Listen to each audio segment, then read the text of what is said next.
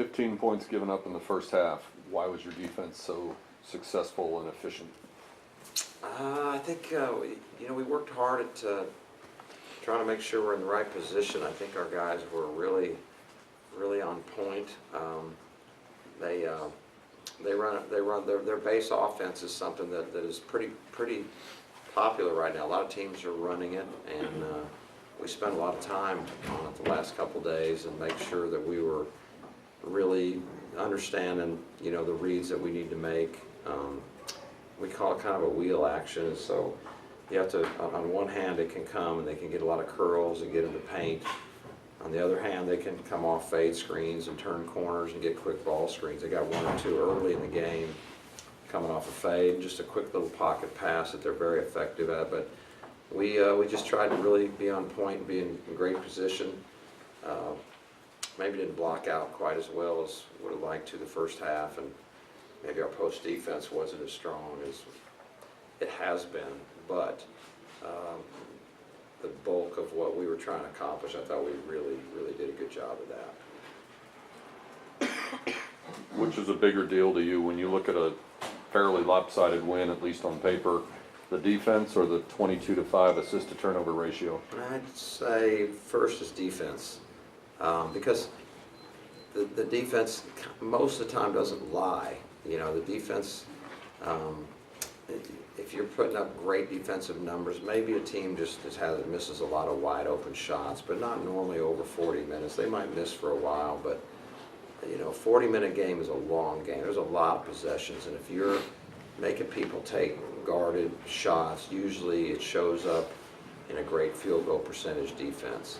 On the other hand, assists sometimes, it's always great, and I love it when 22-5 is amazing.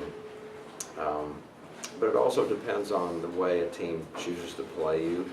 I've said this a lot before, say it again, you're going to get, they zoned us a good amount, and a lot of times against the zone you don't dribble into shots. You usually get shots off a catch in some form. Either it's a kick out for a three, or we ran some lob plays, or you get a little high-low, and so there's kind of more opportunities for straight assists in a zone. But still, having said that, I've seen a lot of teams play against the zone not get very many assists because they're not, maybe really sharing it, or maybe not great passers. But love both of them, but always for me starting with field goal percentage defenses and rebounding. What was so important, or what do you think you guys did really well in kind of taking Brima and Purvis out of the game on both ends of the floor for a lot of it when they were in? Brima, we got a little lucky with fouls, honestly. I think he played 15 minutes, and I think that was a big factor. I think he's that I can remember the best shot blocker we played against in the last several years. I've got a lot of respect for him. He seems like a great kid. I don't know him. I just like watching him, and I've seen him do some amazing things on film where he'll go block one and block another one, 2 seconds later, just own 8 feet. So I have a lot of respect for him. It's something that we definitely did not want to, go in there, what I call just layup turnovers, where you try to shoot a layup over a guy. He's got no chance, and so he's a big factor. And we were fortunate. We got him some fouls a little bit by design, but there's some luck. There really is. Purvis has been a guy that I want to say his 2 career highs are against us. I think he had 29 and 28. I think those are his career highs. So I know he salivates at any time he sees us. This is the same guy that got 29 and 28. No different. He's a senior now. And for him to go 0 for 4 just tells you that there's got to be some good things going on the defensive end collectively. When you go into the locker room at halftime having given up only 15 points and Connecticut shooting only 21%, do you and your staff even mention defense? What kind of adjustments did you make at the intermission? Yes, I talk more about defense than offense the second half. And the reason is because I always worry, and it's usually the case, and I don't think it started out, I don't think it's, if I remember the second half clearly, it didn't really happen this time, but so many times, you've seen it here in this year.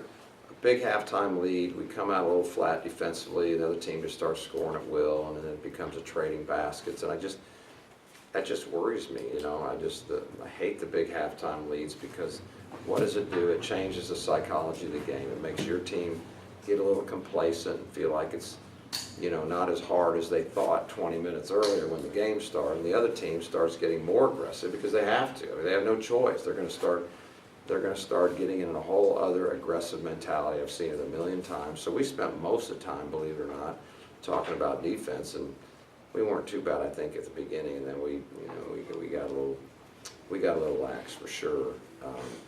But you know, our numbers the first half offensively were pretty darn good. Could have been better. I thought we missed some really good shots. I thought we were getting about whatever we wanted. We didn't turn the ball over much. A lot of things were going well for us, and so I just really talked mostly on defense, and they hung 34 on us the second half. So I don't know how much good it did.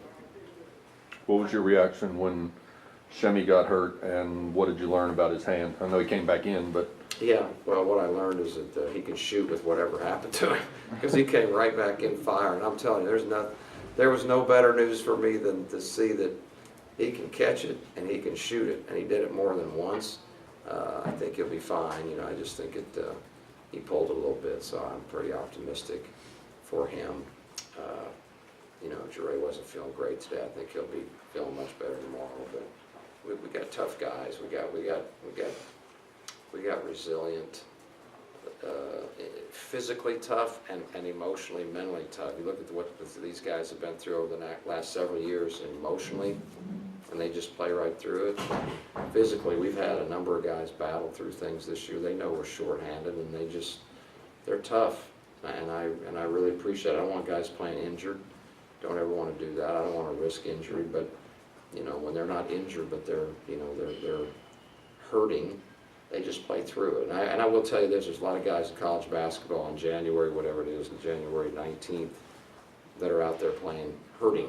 They're not injured, but their bodies look beat up. You know, this is a tough sport. You're playing a lot of games, a lot of contact, a lot of falling on the floor, a lot of joint pain, and it takes a lot of mental toughness. And I respect our guys, because geez, at the half, I think we had 3 guys on it that had looked like they had 20 minutes, hadn't even taken them out. I thought I remember taking some of them out, but maybe I didn't take them out long enough not to count as a minute. I'm taking them out for seconds. They don't count seconds on the sheet. We need to have seconds to show that we actually rested some of these guys. But I'll ask them late, you know, how you feeling? It's like, they don't want to come out. They've learned to play, you know, these kind of minutes, and again, I respect it very, very much. What was it like having Coach Brown back in the building? That's great. Yeah, it's great. Haven't seen him in a while, and very happy to see him, and I know I'll see him tomorrow, and maybe we'll get to hang out tomorrow night, so that was great. What about the short turnaround, having to come back and play this in 2 days? It's pretty. Well, I'll tell you, number one, I'm glad Houston has the same turnaround we do, or I'd be bitching and moaning, because it's hard. You know, you're talking about playing Connecticut, Houston back to back with a day rest. Of course, Houston, if I'm not mistaken, has Memphis tonight, right? Memphis at home. Is that right? They play tonight, Memphis, and then they have the same thing. They've got to travel here. So we both have it hard. Do I wish we had another day? Absolutely, I do, but we don't. So it's not an excuse. I can tell you tomorrow will probably be the easiest practice of the year, without a doubt. It will require film and maybe 5 minutes of a sweat, and that's about it, because we just got to make sure that we're recovered. But I always like more time to prepare. I just, you know, I love having at least 2 days where we can sink our teeth into it a little bit deeper. This time, you know, it won't be the kind of preparation that we're used to, but that's, you know, that's college basketball too. Sometimes the schedule's just going to swing a little bit on you. So what's Larry doing, and what was his message to you, if any, and how did he analyze the team? Oh, we didn't get into that. We were just you know, saying hi and saying great, and no, we didn't get into all that. I'm sure maybe tomorrow we will, but we've been, you know, we've been in touch. I just haven't seen him in a while, so you know, his kids go to school here, so he's bringing them back, and I think he'll be here for, I'm not exactly sure how long, but we didn't go into that part of it. I just, you know, it's more about friendship. I'm sure tomorrow I'll probably have a thing or two to say, which would be great.